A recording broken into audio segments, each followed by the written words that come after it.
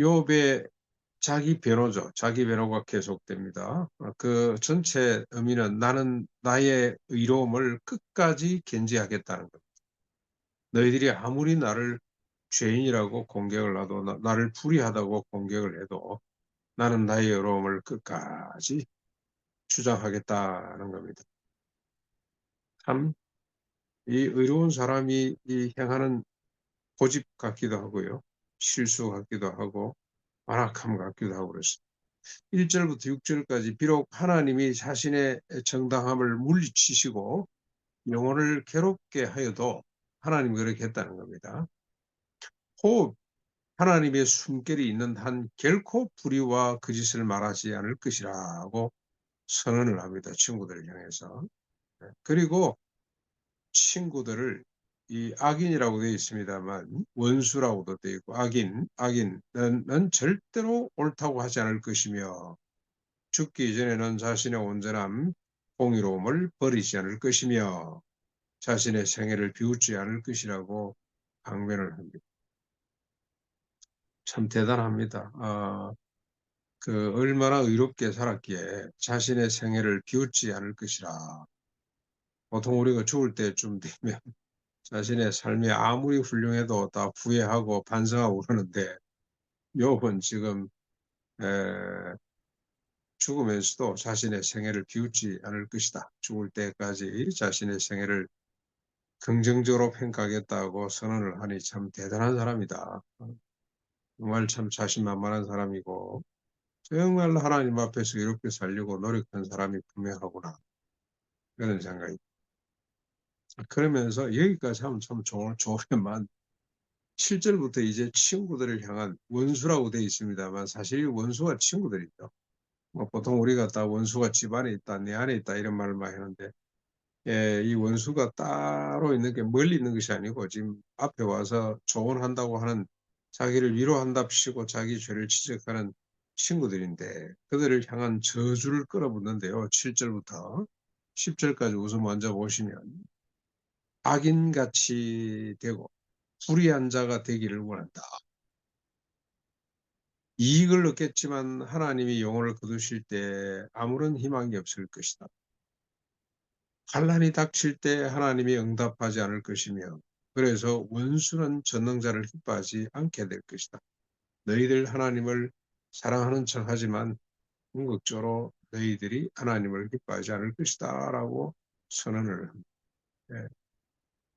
이제 자기 변호를 넘어서 폭력으로 나가는 거죠. 친구들을 그냥 이렇게 저주를 막 끌어붙습니다.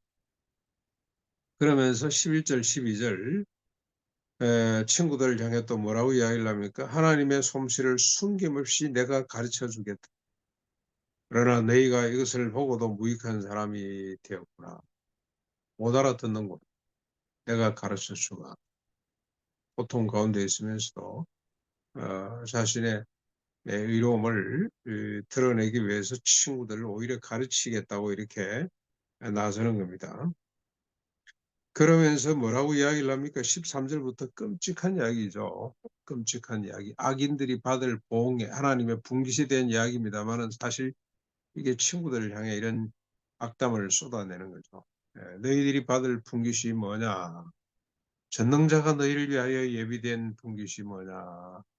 악인들 뭐 도매금으로 그냥 이야기를 해도 되겠습니다만 악인들 특별히 너희들 위해서 하나님이 예비하신 분깃이 뭐냐? 자손이 번성하여도 칼을 위함이고 후손은 음식물로 배부르지 못할 것이며 남은 자들은 죽음의 병 돌 때에 묻히게 될 것이며 그들의 과부들이 울지 못할 것이다. 그가 너희가 원수들이 비록 악을 티끌같이 쌓고 의복을 진흙까지 준비할지라도 준비한 것은 너희는 입을 것이고 그의 은은 죄 없는 자가 차지할 것이다. 그가 지은 집은 좀의 집 같고 파수꾼의 초막 같게 될 것이다. 부자로 누웠지만 다시는 그렇지 못할 것이고 눈을 뜬 적 아무것도 없을 것이다. 두려움이 물같이 그에게 닥칠 것이고 폭풍의 밤에 그를 앗아갈 것이다. 동풍이 들어올리고 그 처소가 그를 몰아내게 될 것이다. 하나님은 그를 아끼지 아니하고 던져버릴 것이고 그의 손에서 도망치려고 힘쓸 것이다.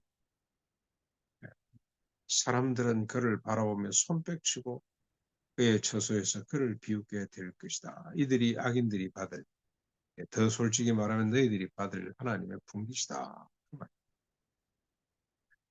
여러분 어떻습니까? 오늘도 욥을 통해서 인간이 어떠한지를 보게 되고 평생 의를 위해서 살아왔던 의가 고통으로 친구들로부터 사람들로부터 의심을 받게 될 때 어떤 행동을 보이는지. 욥은 그의 의를 지키기 위해서 친구들을 무참히 저주하고 공격합니다. 네, 친구들을 저주하고 공격해야 자신의 의가 드러나고 지킬 수 있기 때문에 그렇습니다. 뭐 이래 들러지라는 사람이 희생양 이론을 예수님의 그 희생을 들어서 끌고 오는 것 같습니다만 희생양이 자기의 의로움을 드러내기 위해서 친구들을 오히려 공격해야 그래야만이 자신의 의가 드러날 수 있기 때문에 자기 배노를 넘어서서 자기 의를 주장하기 위해서 오히려 타자를 악인으로 삼고 저주를 끌어본다. 예, 뭐 주홍 글씨에도 그런 작품 그런 내용들이 있고 그다음에 마녀 사냥도 뭐 똑같은 원리라는 생각이.